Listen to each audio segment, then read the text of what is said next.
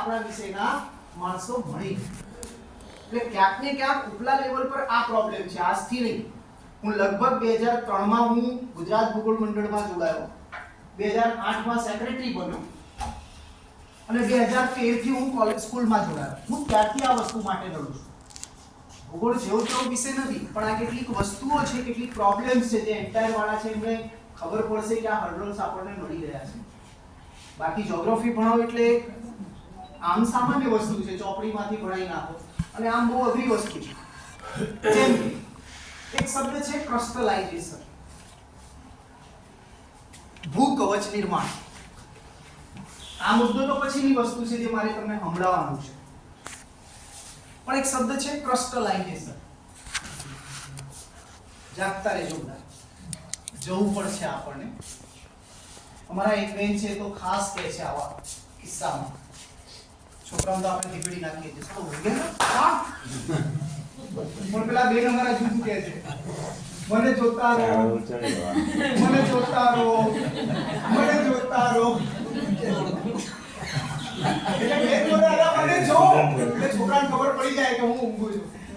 હું અહીં નહીં કહી શકતો કારણ કે મારામાં તો કંઈ નથી, આમ દેખાવાનું તો પણ લાગે નહીં.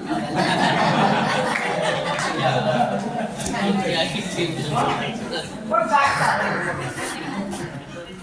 કેટલીક સામાન્ય કેટલાક ખ્યાલો આપણે બતાવી દીધા. હવે આપણે આપણી તો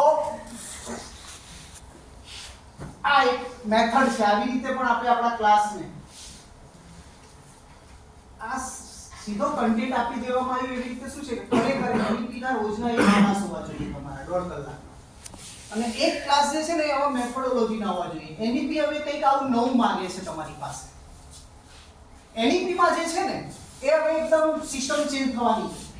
ચોકબોર્ડ સ્ટડી પતી ગઈ. સર એક પ્રશ્ન છે કે આ એનઈપી જે આવે છે એમાં વન નેશન વન સિલેબસ જેવું કંઈ છે એમાં? સેવું સમજણે ચકડી ના આવ્યો. કોઈ ઝઘડવાનું નહીં.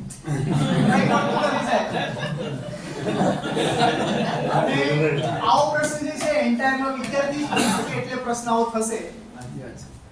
એનઈપી ની અંદર હવે એક નવી મેથડ આવી છે કે તમારે ખાલી ચોકબોર્ડ મેથડ જે છે ને એ ક્યાંક ને ક્યાંક સાઈડ પર મૂકવી પડશે. જે આ તાલીમો ચાલુ થઈ છે એનો અર્થ એ જ છે. જેમ કે તાલીમ તમારી ચાલુ, કોઈએ બાજુવાળાને જોવાનું નહીં, કારણ કે હું બાજુવાળાને જ ઊભો કરીશ બીજો પ્રશ્ન પૂછવા માટે. તમારે બધાએ મનમાં વિચારવાનું છે. એક 2 મિનિટ હું તમને આપીશ, એક ટોપિક આપીશ, ભૂગોળ 11મા કે 12માનો એક ટોપિક કહીશ, બધાને અહીં બેઠા છો એક જ ટોપિક આપીશ. તમારે 2 થી 3 મિનિટમાં 2 મિનિટ વિચારવાનું છે. હું મારી ઘડિયાળમાં જોઈ તમને મિનિટ આપીશ, અને પછી એ ટોપિકને કોઈ નવી રીતે તમે તમારી ક્લાસમાં કેવી રીતે ભણાવી શકો છો. ચોક અને બોર્ડ અને વિડિયો સિવાય.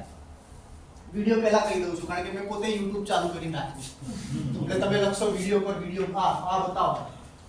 વિડિયો સિવાય, ચોક બોર્ડ અને વિડિયો સિવાય તમારે એ ટોપિક ક્લાસમાં કેવી રીતે ભણાવવાનું છે, તમે શું કરી શકો છો એના માટેનું એ તમારે તમારા